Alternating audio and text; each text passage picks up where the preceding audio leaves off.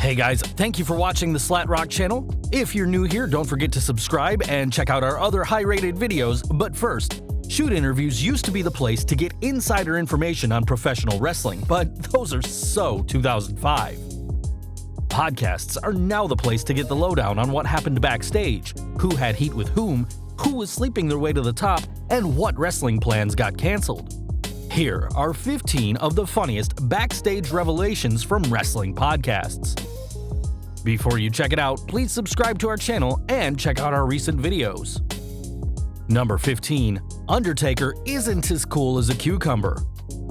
Paul Bearer and The Undertaker were friends off-camera, with Bearer being close enough to nickname Taker Wendy, after the hamburger chain's red-headed mascot, without being buried alive.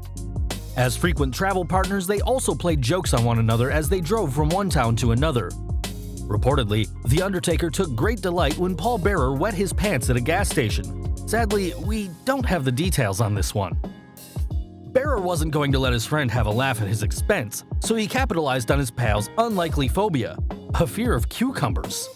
The story gets even more bizarre as Paul filled his charge's hat with a cornucopia of cucumbers, resulting in a disgusted dead man losing his lunch on both his hat and the cucumbers. Number 12. Who's Dave Batistas' daddy? Former WWE writer Brian Gewirtz has provided some interesting looks into the insanity that was WWE creative during his time with the company. One involved a storyline Vince McMahon wanted Gewirtz to write up for the animal Batista. McMahon felt that positioning Batista as a former foster kid might be a good way to explain his anger issues, even going so far to suggest Batista's tag team with Ric Flair be shown as an example of Batista's quest for a father figure. When Gewirtz drafted a segment to start the angle, McMahon ran it down, sinking it faster than the New England Patriots sank the Jacksonville Jaguars' Super Bowl hopes. Number 13. Brock Lesnar puts Big Show on a diet. Bruce Pritchard's Something to Wrestle With podcast is a great source of backstage anecdotes by the man who played Brother Love and wrote for WWE. One anecdote concerns the Big Show, who was engaged in his latest Battle of the Bulge while feuding with Brock Lesnar. While the Big Show was supposed to be dieting, he had WWE's Harvey Whippleman sneaking Krispy Kreme donuts to him. That is, until Brock Lesnar intercepted the donuts and forced Harvey to tell him who they were for. Lesnar took a bite out of every one and then told Whippleman to tell the Big Show who did it. Jillian Michaels should take notes from Brock Lesnar. Number 12. How a courtesy flush led to a WWE job. During an episode of James DeLoe's Gorilla Position podcast, former WWF personality Todd Pettengill recalled the unlikely events that led to his hire in the WWF. Pettengill, a former disc jockey, tried out for a job in the WWF during the New Generation era. According to Pettengill, he just finished an interview with the WWF when he decided to take a much-needed bathroom break. As he sat in a toilet stall, Pettengill fretted over how badly the interview had gone, only to have his attention turned to the pungent odor coming from the adjacent stall. When Pettengill asked for a courtesy flush, he heard laughter and knew that it could only belong to one man, Vince McMahon. A dejected Todd said, "Well, I didn't get this job," only for McMahon to reply, "That's hysterical. Now I've got to hire you." Pettengill stayed with the WWF until 1997, when the demands of his radio job and his WWF career meant he had to give up one, and he chose the WWF.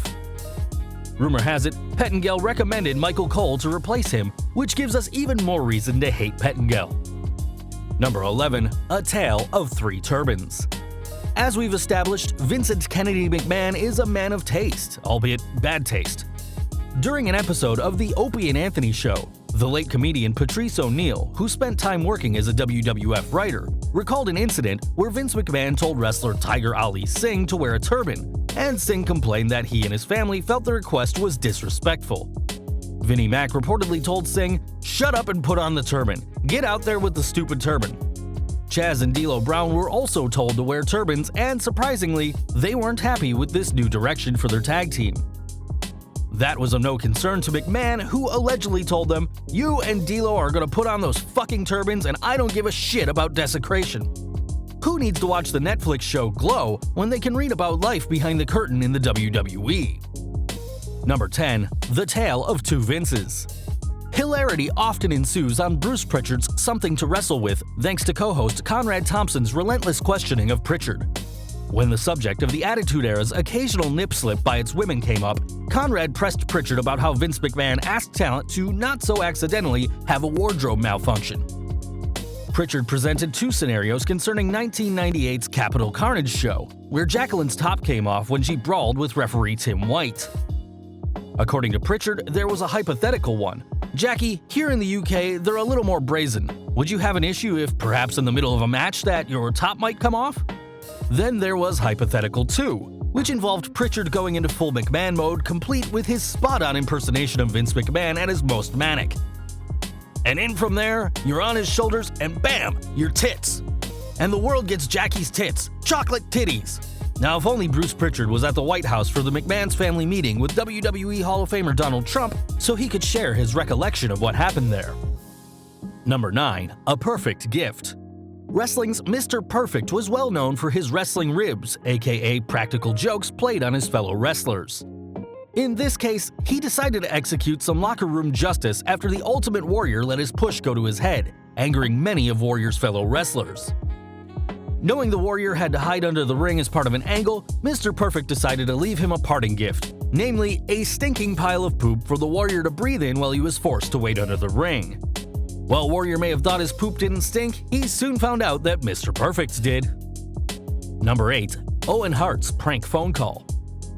Another master of the rib was Owen Hart, who was notorious for his well-planned ribs. On this occasion, WWF superstar Ahmed Johnson fell prey to a prank phone call made by Owen. Apparently, Owen called Johnson, convincing the big man he'd been invited to appear on The Tonight Show.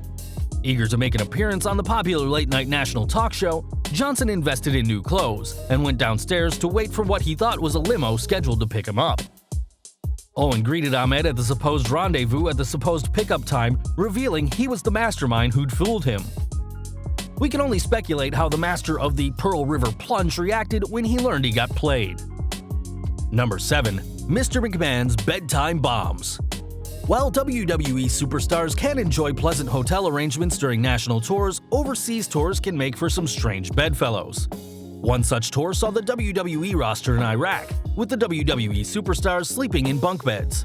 Rumor has it that Edge, JBL, CM Punk, and Vinnie Mac himself shared the bunk bed accommodations, and while Vince's workers offered to let him have his own bunk, he insisted on sleeping on the top bunk with a superstar on the bottom. According to CM Punk, Mr. McMahon bombarded the bunk with a seemingly endless amount of flatulence, laughing as he did and confirming the man loves his fart humor. Number 6. See you later, alligator. Any road story involving Roddy Piper is likely to involve debauchery and a healthy heaping of laughs, and this one is no exception. Hot Rod was carpooling with Kevin Sullivan through Florida when Piper spied some alligators in the nearby canal and decided to get himself a pair of alligator shoes and a belt. A pistol-packing Piper opened fire on his prey and then dove in after the dead gator. Sullivan joined Piper with both men stripped down to their wrestling gear as they swam out after the gunned-down gator, only to discover it had more lives than a cat. The very much alive gator dove underwater, leading Piper and Sullivan to turn tail and head for the safety of their car. Number 5. An unlikely champion. In 1999, the wrestling world was shocked by the announcement that the WWF's head writer Vince Russo had jumped to WCW. In hindsight, Russo did the WWF a favor as his booking in WCW is seen as an important factor in the company's demise, so much so that speculation still exists McMahon secretly sent Russo there to destroy the competition. After Russo's departure, the WWF was concerned about its creative direction, as Russo had been involved in building up successful storylines under the guidance of Vince McMahon. According to Bruce Pritchard, there was an assemblage of the company's wrestlers from jabronis to main eventers. When asked what might be a way to keep the WWF's success going, Hardcore Holly suggested he become WWF champion.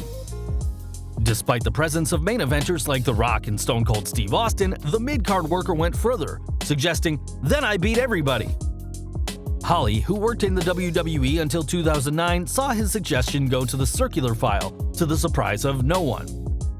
However, had Holly joined Vince Russo in WCW, anything could have happened in the company where David Arquette and Vince Russo held the WCW championship. Number 4. Who are you? Another funny Bruce Pritchard story deals with wrestler Conan's attempt to get into the WWF around the same time the Radicals, Perry Saturn, Chris Benoit, Eddie Guerrero, and Dean Malenko, jumped from the sinking ship SS Failboat, aka WCW, to the safety of the WWF. Another wrestler who was interested was Conan, who had a brief run in the WWF as Max Moon before he soured on the expensive outfit the WWF had built for him and left. According to Pritchard, he got a call from someone named K-Dog, and Pritchard had no idea who he was as he didn't use his ring name or real name. Pritchard asked the aspiring wrestler to send photos and tapes, something Conan reportedly took offense at. Only later, when Howard Finkel heard of the call, did Pritchard realize who he'd been talking to. By that point, Conan was too angry for anything to happen. Number 3. The immovable object meets a bottle of baby oil. One of Macho Man Randy Savage's big programs during his first reign as WWF champion was against Andre the Giant. However, behind the scenes, the two main eventers quarreled over an unlikely topic: Savage's use of baby oil. According to Lanny Poffo and Bruce Pritchard, Savage applied liberal amounts of baby oil onto his body before matches, a practice Andre the Giant hated. When Savage refused to stop using it, Andre reportedly targeted Savage's hair, pulling on it during matches because the eighth wonder of the world knew Savage detested anyone touching his thinning hair. Savage was well known for his insecurity over his bald spot. The worse the relationship grew, the more Andre grabbed Savage's hair. Number 2. The Pope of Poop. Anyone who's ever watched more than a few episodes of WWE programming knows Vince McMahon has a fondness for potty humor more akin to an 8-year-old than the head of an international entertainment business. Case in point, an incident on a 1999 episode of Raw involving a pile of dog shit. According to Bruce Pritchard, the idea came about because Bret Hart's always vitriolic Montreal Sun column compared the British Bulldog's 1999 return to the WWF as a dog rolling in its own shit. Bruce Pritchard claims this may have had something to do with Vince McMahon once telling him, "There's nothing funnier than dog shit."